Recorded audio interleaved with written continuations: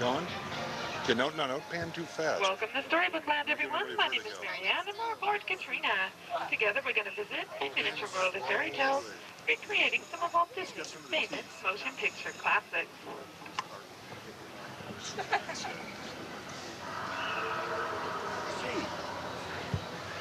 Uh-oh, it looks as though we're about to be swallowed by Monstro, the very same whale that swallowed Pinocchio. Now we know what Pinocchio must have felt like.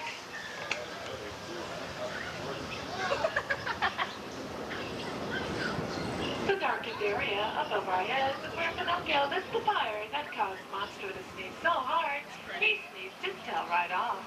Lucky thing for us though, for that is how we escape into Storybookland.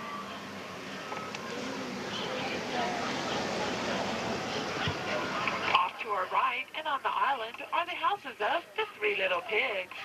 One made of hay, one made of stick, and one made of wolf-proof brick.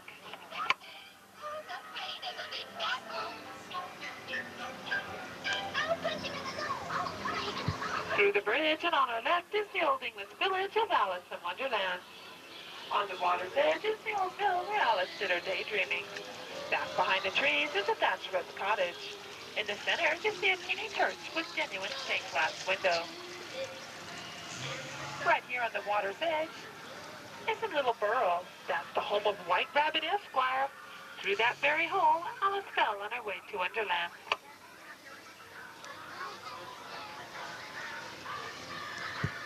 Off to our right and in the center of our canal is London Park. This is where Peter Pan and Tinkerbell taught Jonathan, Wendy, and Michael how to fly on their way to Neverland. Directly in front of us is Toad Hall from The Wind in the Willow. The little house in the tree stump is the home of Ratty, the caretaker of Toad Hall. Ratty is kept very busy keeping all 9 chimneys clean. I'll let you in on a little secret though. There's only one fireplace in all of Toad Hall. On our left is the Casey Jr. Circus Train. Casey Jr. gives you a crazy trip around Storybookland. High above our heads is the Skyway, which gives a bird's eye view of Fantasyland and part of Tomorrowland.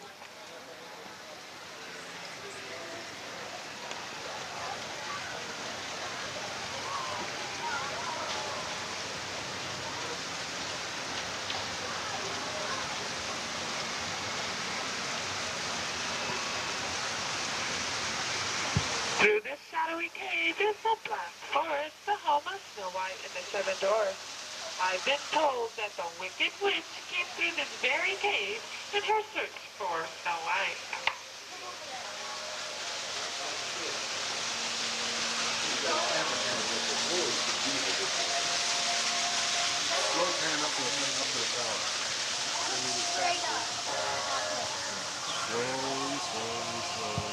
On our right, we see the cottage of the 7 Dwarfs.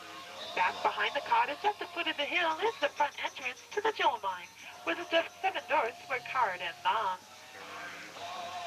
Far to our left is the chateau, where Cinderella lived with her evil stepmother and 2 wicked stepsisters.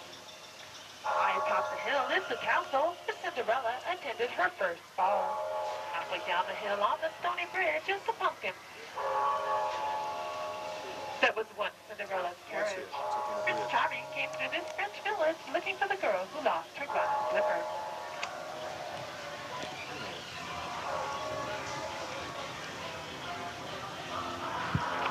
Off to our right, we once again approach Toad Hall. From here, we can see the home of Molly, the very good friend of Mr. Toad. I see Molly's home now, for his boat is parked right outside.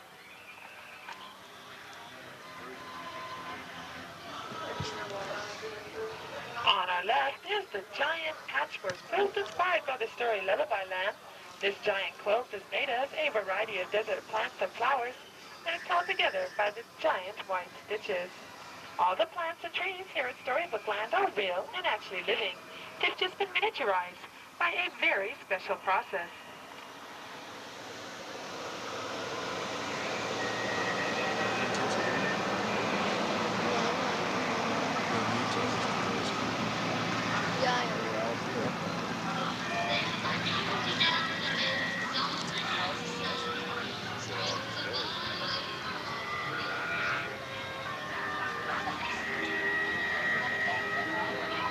Around the bend and on our left are the three Dutch windmills from the story The Old Windmill. The one in the center is where the birds and animals sought refuge from the Great Holland Flood. Directly in front of us is the village of Geppetto. You remember Geppetto? He's the man who wanted a son so bad he carved one out of wood. In the toy shop at the start of the village, Pinocchio first came to life.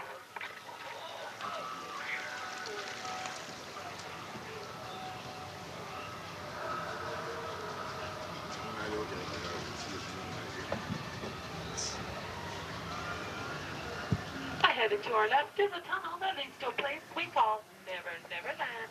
We call it that because we never take you there. Thank you for joining me here at Storybook Land and enjoy the rest of your stay at the Magic Kingdom. Now I need